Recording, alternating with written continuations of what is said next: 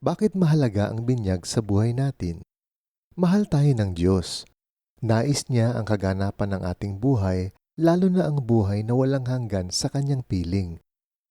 Ngunit ang ating unang magulang na sina Adan at Eva ay hindi sumang-ayon sa kalooban ng Diyos.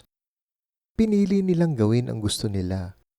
Dahil dito, pumasok ang kamatayan sa mundo, kasama na ang paghihirap at kahinaan ng kalooban.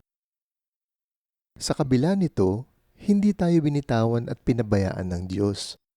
Minahal pa rin tayo.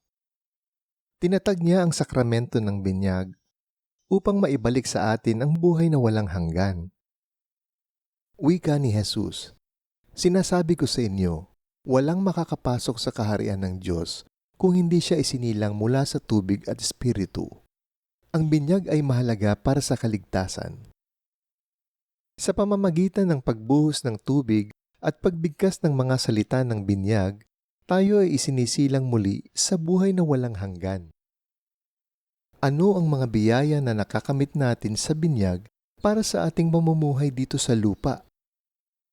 Ang pagpapatawad ng kasalanang mana.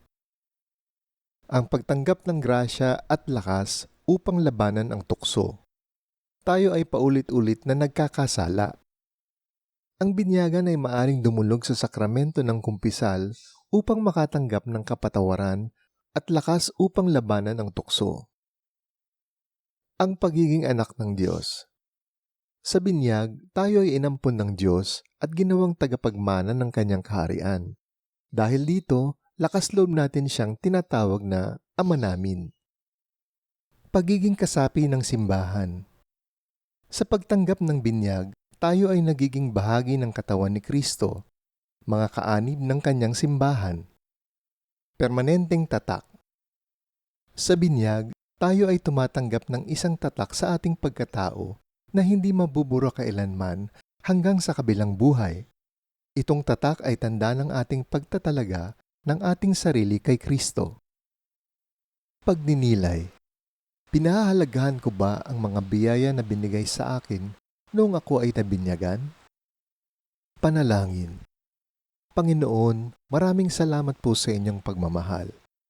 Kahit na hindi po ako karapat-dapat, kinupkup po ninyo ako bilang anak. Naway pahalagahan at gamitin ko ang mga biyayang natanggap ko sa binyag para sa kaganapan ng aking buhay.